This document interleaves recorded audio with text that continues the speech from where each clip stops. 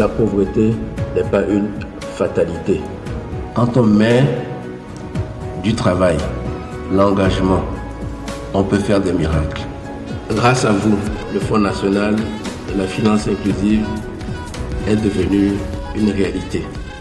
La finance inclusive. Son histoire commence en 2014, il y a donc 7 ans. C'est une nouvelle manière d'aborder le fait économique et social au Togo. Un précieux outil de lutte contre la pauvreté, une idée tentante, élégante dans sa simplicité pour tirer ceux que le circuit bancaire classique laissait à la traîne. Normal qu'un département ministériel lui soit dédié, le ministère chargé de l'inclusion financière et de la délégation du secteur informel à la présidence de la République, en l'occurrence. Dans le cocktail des choix économiques, le Togo, en optant pour la finance inclusive, voulait offrir au plus grand nombre les plus grandes chances d'une vie meilleure. Ne laisser personne sur le bord de la route, faire de telle sorte que dans le cœur de chaque Togolais brillent des raisons d'espérer. C'est un marché conclu avec les populations. Le Fonds national de la finance inclusive mis en place dans le cadre de cette politique s'est donné pour mission de régler le problème d'accès au crédit et aux services d'assurance classiques, quelque peu restreint pour les travailleurs du secteur privé et ou informel. Le FNFI a ouvert les portes des produits de microcrédit, de micro-assurance, de moyens de paiement, de transfert d'argent à des coûts sensiblement réduits à des personnes à faible revenu. Pour les citoyens en difficulté, c'est un vrai levier d'émergence. Et depuis lors, il a transformé le destin de ceux qui y ont cru et s'y sont engagés avec sérieux et détermination.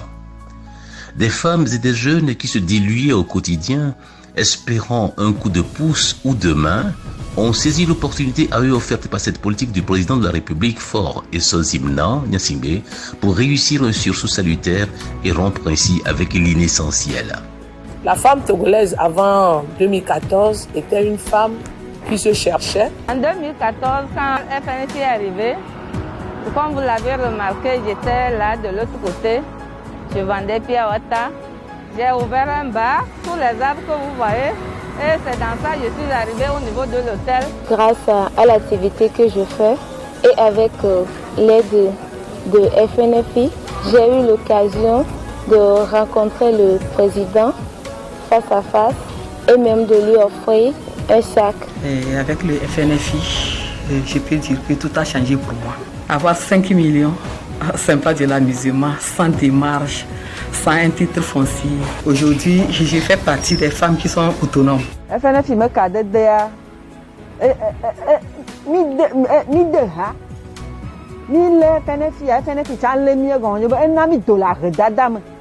Au décompte final, en 6 ans, de 2014 à 2020, le fonds a accordé 1,8 million de crédits à 1,4 million de bénéficiaires pour un montant de 98,14 milliards de francs CFA.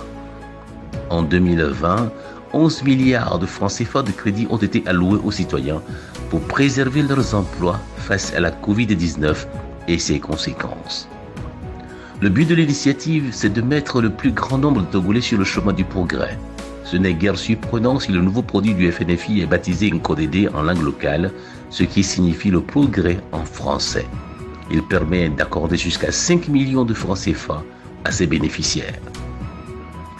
Les autres produits KIF, ABCEF, AgriCEF, AGICEF, PAF et autres, ainsi que des fonds de relance spécifiques, se conjuguent pour éviter que le grand nombre ne deviennent de simples annexes, mais qu'ils constituent une force essentielle à la production de la richesse nationale. Le pari est en train d'être gagné. En matière d'accès des populations aux services financiers, le Togo caracole en tête de classement dans l'espace de 8 mois, avec un taux de bancarisation de 18,5%. En termes de taux d'inclusion financière, il occupe la 3e place. Ainsi, le FNFI nous donne de voir, une fois encore, que les actes suivent la parole.